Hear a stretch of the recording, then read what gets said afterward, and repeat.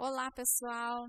Hoje vocês irão iniciar os estudos sobre a disciplina Educação Inclusiva e nessa apostila vocês terão informações sobre como tudo começou, buscando informações principalmente na história da educação.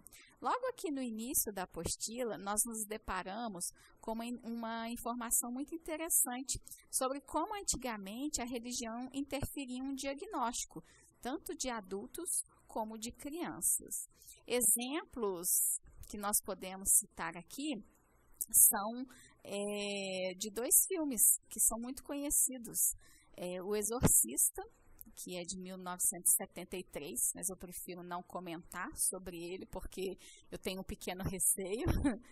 E o mais recente, de 2005, o Exorcismo de Emily Rose.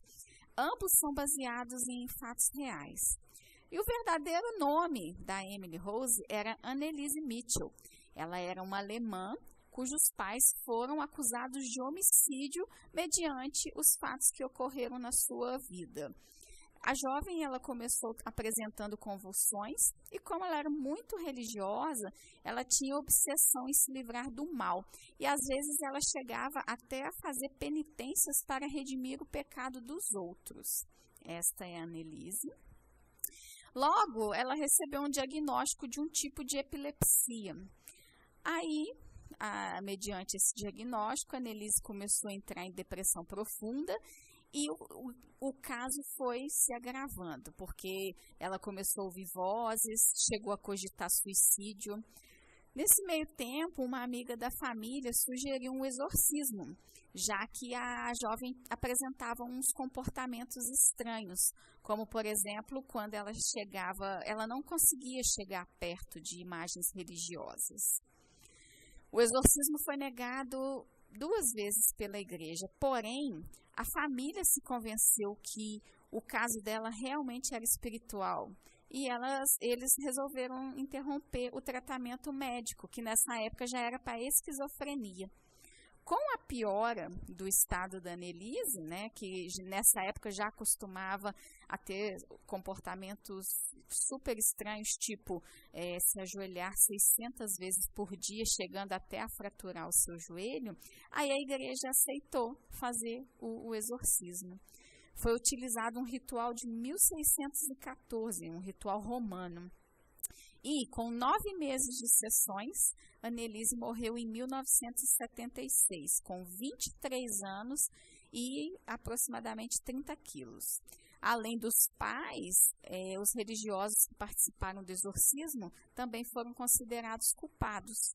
E em 1999, o Vaticano publicou uma atualização desse ritual romano com uma pequena e importante observação de que há a necessidade de uma qualificação médica para que o exorcismo possa ser considerado, e não só achismos da família ou de algum membro da própria igreja. Enfim, há anos atrás, o que não era perfeito, que não era a imagem e semelhança de Deus, não era normal e deveria ser tratado de uma forma totalmente diferente, exclusiva. Continuando as observações sobre a apostila, nesse trecho aqui, na página 2, já vem a descrição de como que após a proclamação da República, a deficiência mental ela ganha um destaque nas políticas públicas do nosso país. Aqui em Barbacena, em 1903, foi fundado o Hospital Colônia. Lá era assim um depósito de indesejáveis, de prostitutas a mães solteiras de famílias ricas de todo o país, até pessoas com as mais sérias deficiências e doenças mentais. Esse trecho da história da minha cidade é muito triste. Eu fico até um pouco emocionada e incomodada em falar, porque foram cometidas atrocidades contra essas pessoas. Próximo do hospital foi construído um cemitério, que chamava Cemitério da Paz, e quando eu era criança, eu ouvia várias histórias sobre esse lugar. Era terrível. Teve uma vez que teve uma chuva muito grande, muito forte, aliás, e dizem que os vizinhos do cemitério abaixo, porque ficava no morro, viram algumas ossadas no meio da enxurrada. E eu era bem pequena e eu lembro do terror que foi aqui na cidade. Hoje em dia, claro, esse cemitério já está desativado. E o objetivo desse cemitério era enterrar aqueles pobres coitados que eram lá abandonados pelas suas famílias, né? Os pacientes, eles chegavam em vagões de carga de trens, e aí daí gerou a famosa expressão trem de doido. E a nossa cidade tem o apelido de Cidade dos Loucos, mas eu prefiro falar que é Cidade das Rosas. É muito triste essa situação do Hospital Colônia. Estima-se que pelo menos 60 mil pessoas morreram na colônia. E como nós chamávamos o hospital assim, às vezes quando alguma criança fazia alguma brincadeira estranha, coisas de criança, aí sempre tinha aquele que fazia uma brincadeira pejorativa falando, ô da colônia, sempre lembrando dessa situação, né? Além dessa questão das mortes, como o hospital, o cemitério ficou abarrotado, ele não comportava mais, né, corpos devido à grande mortandade, aí vários funcionários corruptos começaram a fazer o tráfico de corpos para universidades de medicina de todo o país, nem era só aqui da nossa região não, mandava corpos para vários lugares. Se vocês se interessaram por essa triste história daqui da minha cidade, eu vou deixar um link que tem um vídeo falando sobre o Hospital Colônia. E se vocês quiserem se aprofundar mesmo no assunto, tem o livro da jornalista Daniela Arbex, O Holocausto Brasileiro, que assim é uma leitura muito triste, eu chorei demais, mas é bom para a gente saber o que aconteceu, né? A história da nossa cidade, a história da doença mental, como era tratado os doentes mentais e até mesmo os indesejáveis, né? E hoje, no que restou do Hospital Colônia, que hoje é um hospital, né? A FHEMIG assumiu o controle e quem olha hoje essas edificações é a FHEMIG. Funciona lá o Hospital Regional de Barbacena e dentro deste lugar tem o Museu da Loucura, muito famoso no país também. Nunca tive coragem de ir, um dia eu ainda vou para ver as peças do museu. E aqui tem um aparelho de eletrochoque que era muito utilizado na época. Prosseguindo, nós temos a divisão da história da educação especial do Brasil. E no primeiro momento, nós temos no Brasil Império as pessoas com deficiências mais acentuadas, que eram segregadas em hospitais públicos ou em entidades filantrópicas, porque à época haviam mais entidades do que propriamente dito políticas públicas para pessoas com deficiência, estava começando, né?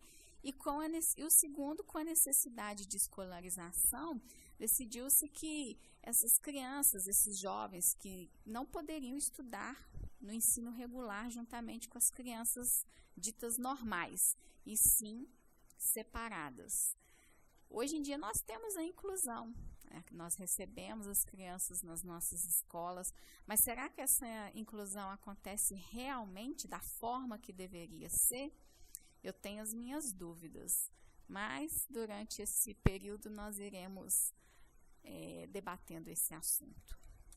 Mais adiante na apostila, a gente fala sobre a educação especial no século XX e mais à frente, a educação inclusiva numa visão histórica, onde eu destaco aqui que em 94 houve um fato marcante para a educação inclusiva, que representantes de mais de 80 países se reuniram na Espanha e assinaram a Declaração de Salamanca, que é um dos mais importantes documentos de compromisso de garantia de direitos educacionais às crianças especiais. Este documento, ele declara, como vem dizendo aqui na nossa apostila, que as escolas regulares devem ser inclusivas como um meio mais eficaz de combate à discriminação e ordena, não sugere, não indica, simplesmente ordena que as escolas devem acolher todas as crianças, independente de suas condições físicas, intelectuais, sociais, emocionais ou linguísticas. Esse documento é muito importante, tá? Vocês devem se ater a todas as informações sobre ele, ser cobrado muito em prova, em concursos e até mesmo no ENAD. Se você buscar provas mais antigas do ENAD, você pode ter certeza que você vai achar uma questão sobre, se tratando sobre Declaração de Salamanca. Pessoal, o último feedback, a gente vem aqui nessa parte de educação inclusiva e legislação brasileira, apenas um destaque, né, que com o fim da SECAD, que é a Secretaria de Educação Continuada, Alfabetização, Diversidade e Inclusão, que era mantida pelo antigo governo, como houve essa troca de governo no nosso país, então o novo presidente criou a Secretaria Nacional sobre Direitos da Pessoa com Deficiência, que é interligada ao Ministério da Mulher, da Família e dos Direitos Humanos. Essa nova secretária é a Priscila Gaspar.